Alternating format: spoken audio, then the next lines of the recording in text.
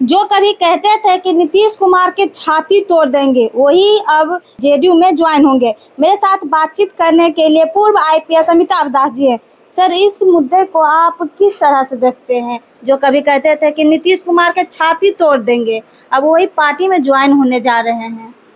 अब ये तो राजनीति का चरित्र होता है, लोग गिरगिट की तरह रंग बदलते हैं। और आप जिसकी बात कर रही हैं वो प्रोफेसर अरुण कुमार हैं। हाँ। ये जहानाबाद से सांसद हुआ करते थे और एक समय नीतीश के इतने बड़े विरोधी थे।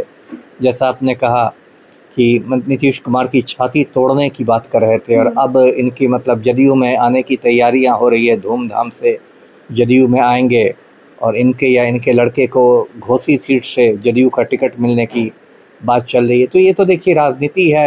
यही जो हमारे पलटू राम हैं, भाजपा के बारे में कभी कहते थे कि मिट्टी में मिल जाऊंगा लेकिन भाजपा में नहीं जाऊंगा, और पलटू राम सभाओं में कहते थे कि बीजेपी का मतलब होता है बड़का झूठा पार्टी, और आज उसी भाजपा की गोद में बैठे हुए हैं। तो इन लोग की बात का कोई मतलब नहीं रहता है।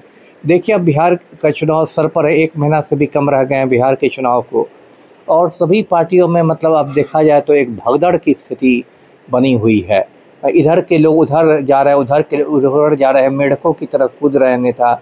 जिनको टिकट नहीं मिल रहा है वो इधर से उधर कर रहे हैं। अभी देखिए क्या है, मैं दर्शकों को इसकी पृष्ठभूमि बताऊं। अभी देखिए तेजस्वी यादव ने जदयू को एक झटका दिया है। परबत्ता से जो जदयू के विधायक हैं डॉक्टर संजीव कुमार, भूमिहार जाति से आते हैं, उनको तोड़ लिया है और वो राजद में आ गए हैं। तो कहीं ना कहीं से पलटू राम को उस मतलब भूमिहार नेता की भरपाई करनी थी जो डॉक्टर संजीव कुमार के जाने से लॉस हुआ है। तो उसी के तहत अरुण कुमार को लाया जा रहा है। देखिए, अरुण कुमार को 1 महीना पहले भी लाने की बात थी और लगभग तय हो गया था कि आज कल में वो जदयू में शामिल हो जाएंगे, लेकिन उसके बाद लोग कहते हैं कि ललन सिंह ने उनके नाम पर वीटो कर दिया था। ललन सिंह ने उनकी एंट्री को रोक दिया था, जो केंद्रीय मंत्री हैं। लेकिन अब फिर सुलह सफाई हो गई होगी। बहुत सारे खेल होते हैं, पर्दे के पीछे होते हैं, तो पर्दे के पीछे कुछ हुआ होगा, ललन सिंह को मना लिया गया होगा। जी, वही पूर्व सांसद अरुण कुमार जो है वो कहे थे कि हम घमंड तोड़ने की बात कहे थे, यू टर्न ले लेते अपने बातों से। वही है, यही तो यू टर्न है राजनीति का, यही है। इसलिए इन नेताओं की बात का कोई विश्वास नहीं होता है ना। ये लोग पल पल गिरगिट की तरह रंग बदलते हैं, और फिर आज उनसे आप यही सवाल कीजिएगा तो कुछ बात बनाने लगेंगे और गोलमोल बात में उलझा देंगे आपको। तो ये नेताओं का चरित्र है और ये गलत बात है। ये लोग अपने बातों पर कायम नहीं रहते हैं। जी, पहले तो पूरी तरह से इतना भड़काऊ बयान देते हैं, लगा जब चुनाव के टाइम आता है तो शामिल होने की बात होती है। शामिल जेडीयू वाले पार्टी वाले इसे कर कैसे सकते हैं? अब मैंने कहा ना कि सारी पार्टियां तो यहाँ अवसरवादी ही हैं। ज़्यादातर पार्टियां हैं जो अवसरवादी हैं, मौका परस्त हैं, कोई उनकी सैद्धांतिक प्रतिबद्धता नहीं है। इस बार देखिए ज़मीन पर जदयू की हालत बहुत पतली है। पलटू राम की चला चली का टाइम आ गया है, तो पलटू राम में भी एक तरह की बौखलाहट है। कहते हैं ना, डूबते को तिनके का सहारा, तो भी पलटू राम को तिनके का सहारा है। जो आए मतलब उसको पार्टी में स्वागत कर लेना है, उसका बेटा बेटी जिसके लिए टिकट मांगे दे देना है। जी, बोले काम किए हैं सर, महिलाओं को 35% आरक्षण दे, आयोग बना दिए हैं। अच्छा और अनंत सिंह के भी बन गए हैं पलटू राम। बिहार के इतिहास में पहली बार हुआ होगा जब कोई मुख्यमंत्री किसी माफिया डॉन का आज्ञाकारी बना होगा। तो इसलिए मैंने कहा कि जमीन पर बहुत गुस्सा है पलटू राम के प्रति, खास के युवाओं का बहुत गुस्सा है, और बिहार के बेरोजगारों ने तय कर लिया है कि इस बार मुख्यमंत्री को बेरोजगार कर दिया जाएगा। जी, वही पवन सिंह अब चुनाव नहीं लड़ेंगे, वो ट्विटर पर अपना जाहिर किए हैं बात को। जी, पवन सिंह तो देखिए डर गए हैं, ज्योति सिंह ने उनको डरा दिया है। वाइफ से डर गए? हाँ, वाइफ से डर गए। ज्यादातर लोग डरते ही वाइफ से, तो पवन सिंह कैसे नहीं डरेंगे। देखिए, पवन सिंह अभी 10 दिन पहले बहुत धूमधाम से इनकी भाजपा में घर वापसी हुई थी। इन्होंने जाके उपेंद्र कुशवाहा के पैर पकड़ लिए थे, उपेंद्र कुशवाहा का आशीर्वाद ले लिया था। फिर दिल्ली जाकर इन्होंने तड़ीपार गृहमंत्री से मुलाकात की थी, और उसके बाद ये बात लगभग तय हो गई थी कि भाजपा से चुनाव लड़ेंगे, और आरा सीट भी एक तरह से इनका पक्का हो गया था कि आरा सीट से भाजपा के उम्मीदवार होंगे।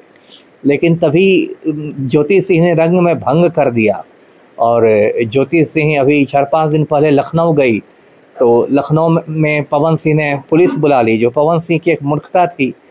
यदि आपकी वाइफ आपके फ्लैट पर आई है तो उसे पुलिस बुलाने की क्या ज़रूरत है, कोई आतंकवादी तो है नहीं। और उसके बाद ज्योति सिंह का वो वीडियो काफ़ी वायरल हुआ, उसमें उसने बहुत रोना धोना मचाया और यहाँ तक कह दिया कि पवन सिंह मेरे सामने एक लड़की के साथ होटल में गए थे। उसके बाद कल तो और ज़्यादा स्थिति बिगड़ गई जब ज्योति सिंह जन स्वराज पार्टी चली गई प्रशांत किशोर से न्याय मांगने के लिए। तो पवन सिंह की लगातार फजीहत हो रही थी, किरकिरी हो रही थी, क्योंकि एक मैसेज जा रहा था कि जो आदमी अपनी बीवी का नहीं हुआ, वाइफ का नहीं हुआ, वो पब्लिक का क्या होगा। ऐसे भी पवन सिंह के पारिवारिक जीवन में बहुत मतलब रायता फैला है। इनकी जो पहली पत्नी थी नीलम सिंह, उन्होंने शादी के कुछ महीनों के अंदर आत्महत्या कर ली थी। उसके बाद इनका अक्षरा सिंह के साथ रिलेशनशिप में रहे, फिर वो रिलेशनशिप भी टूट गया। ज्योति सिंह के साथ इनके संबंध बहुत ख़राब रहे हैं। आरा कोर्ट में काफ़ी समय तलाक का मुकदमा चला है, शायद आज भी चल रहा है। तो मुझे लगता है कि भाजपा आलाकमान को लगा होगा कि पवन सिंह के खिलाफ यदि ज्योति सिंह प्रचार करती है, चुनाव लड़ती है, तो पार्टी का काफ़ी नुकसान हो जाएगा। तो पवन सिंह को इसलिए मैदान से भी हटने के लिए कहा गया होगा। जी, वही पवन सिंह कह रहे हैं कि मर्द को भी दर्द होता है, औरत रोती है तो कहते हैं कि दर्द हो रहा है तकलीफ में, क्या मर्द को दर्द नहीं होता है? ठीक है, मर्द को दर्द होता होगा, लेकिन पवन सिंह ने जो हरकतें की है तो कोई मर्द के लिए अच्छी हरकत नहीं मानी जाएगी। उन्होंने तो बहुत सारी लड़कियों की ज़िंदगी तबाह की है। टाइप का आदमी है पवन सिंह, और वो इमोशनल ब्लैकमेल कर रहे हैं। देखिए, उन्होंने अभी प्रेस कॉन्फ्रेंस में ये भी कहा था कि मेरी इच्छा होती है कि जब मैं घर पर जाऊं तो कोई बेटा या बेटी दरवाज़ा खोले। तो ये सब आप ऐसा दिखा रहे हैं कि बच्चे नहीं हैं आपको, तो इसके लिए ज्योति सिंह दोषी है। तो ये सब एक तरह का इमोशनल ब्लैकमेल करने की ये सब कवायद है और कुछ नहीं है। आप पवन सिंह के समर्थक लोग हो सकता है ये कहें, उनके चमचे ये कहें कि पवन भैया आप सीधे राज्यसभा जाएंगे, पवन भैया सीधे राज्यसभा जाएंगे। लेकिन राजनीति में कुछ कहना नहीं है। देखिए, पवन सिंह सिनेमा में जो भी पावर स्टार बन गए हो, राजनीति में उनका ग्रह नक्षत्र खराब चल रहे हैं।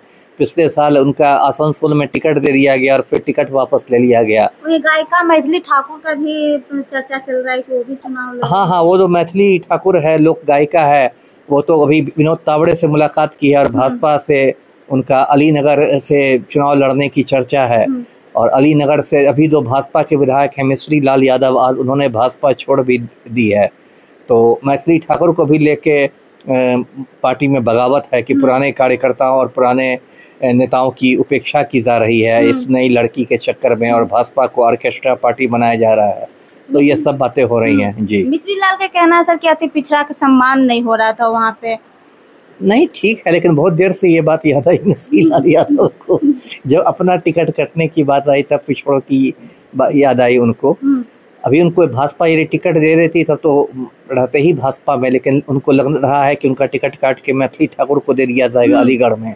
तब उन्होंने बगावत कर दी है और चर्चा ये है कि वो राजद में आ जाएंगे और राजद के टिकट पर अलीनगर से चुनाव लड़ेंगे। जी, सारा खेल टिकट का ही है। जी, जिधर टिकट मिलेगा उधर चले जाएंगे। आरजेडी में आएंगे तो बोल रहे कयास लगाया जा रहा है कि आरजेडी ज्वाइन कर सकते हैं। हाँ, कयास ही है अभी, लेकिन इसकी प्रबल संभावना है। ये ऐसे ही हवा में कयास नहीं लगाया जा रहा है। इसकी प्रबल संभावना है कि राजद में आके वो राजद के टिकट पर लड़ेंगे चुनाव। जी, बहुत बहुत धन्यवाद सर। मेरे साथ बातचीत करने के लिए पूर्व IPS अमिताभ दास जी थे। बाकी इस पूरी बातचीत पर आपकी क्या राय है कमेंट बॉक्स में जरूर बताइएगा। धन्यवाद।